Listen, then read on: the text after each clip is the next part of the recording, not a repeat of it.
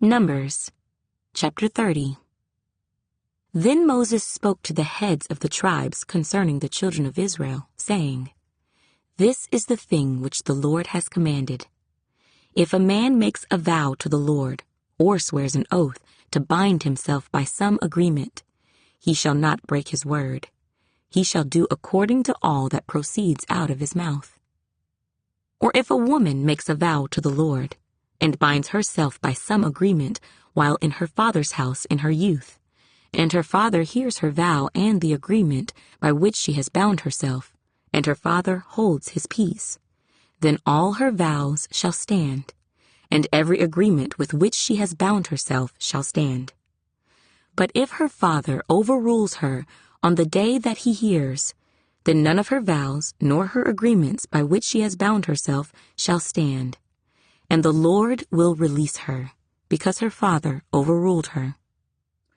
If indeed she takes a husband, while bound by her vows or by a rash utterance from her lips by which she bound herself, and her husband hears it, and makes no response to her on the day that he hears, then her vows shall stand, and her agreements by which she bound herself shall stand.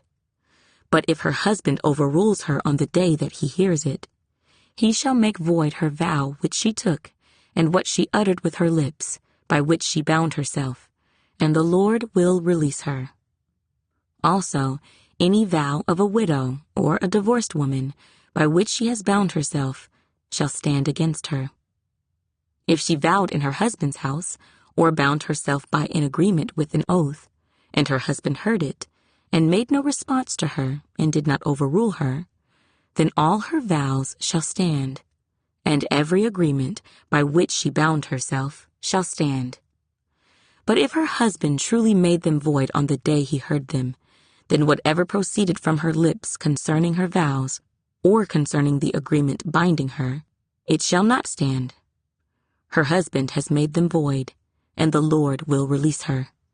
Every vow and every binding oath to afflict her soul, her husband may confirm it, or her husband may make it void.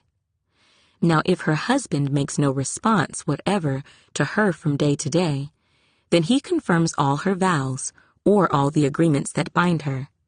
He confirms them, because he made no response to her on the day that he heard them.